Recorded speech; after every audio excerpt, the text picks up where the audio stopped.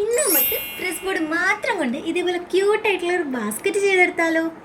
അതിനായിട്ട് ആദ്യം തന്നെ ഒരു പ്രസ് ബോർഡ് എടുക്കാം. അതിന് നമുക്ക് ഒരു റെക്ടാങ്കിൾ ഷേപ്പിലാക്കി ഒന്ന് കട്ട് ചെയ്തെടുക്കാം. ഇനി അതിൻ്റെ 4 സൈഡിലുള്ള ആ എഡ്ജസും കൂടെ ഒന്ന് കട്ട് ചെയ്തെടുക്കാം.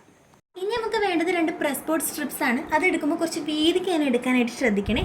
ഇനി അതിൻ്റെ ആ ഒരു ഡിസൈൻ വരുന്ന ഭാഗം നമുക്കൊന്ന് പൊളിച്ചെടുക്കാം. അത് എടുക്കാനായിട്ട് കുറച്ച് പാടായിട്ട് തോന്നുവാണെങ്കിൽ കുറച്ച് വെള്ളം സ്പ്രേ ചെയ്ത് കൊടുക്കുവാണെങ്കിൽ അത് ഈസി ആയിട്ട് എടുക്കാൻ പറ്റുമേ.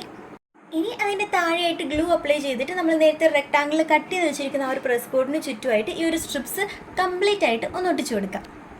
അങ്ങനെ ഫുള്ളായിട്ട് ഒട്ടിച്ചെടുത്ത് കഴിയുമ്പോൾ നമുക്കിത് എങ്ങനെ കിട്ടും. ഇനി ഇതിന് ബാസ്ക്കറ്റ് പോലെ ആക്കാൻ വേണ്ടിയിട്ട് ഒരു ഹാങ്ങിങ് വേണമല്ലോ. അതിനായിട്ട് നമ്മൾ നേരത്തെ എടുത്ത പോലെ ഒരു സ്ട്രിപ്പ് എടുക്കുക, ഈ കാണുന്ന പോലെ ഒന്ന് ഒട്ടിച്ചു കൊടുക്കാം.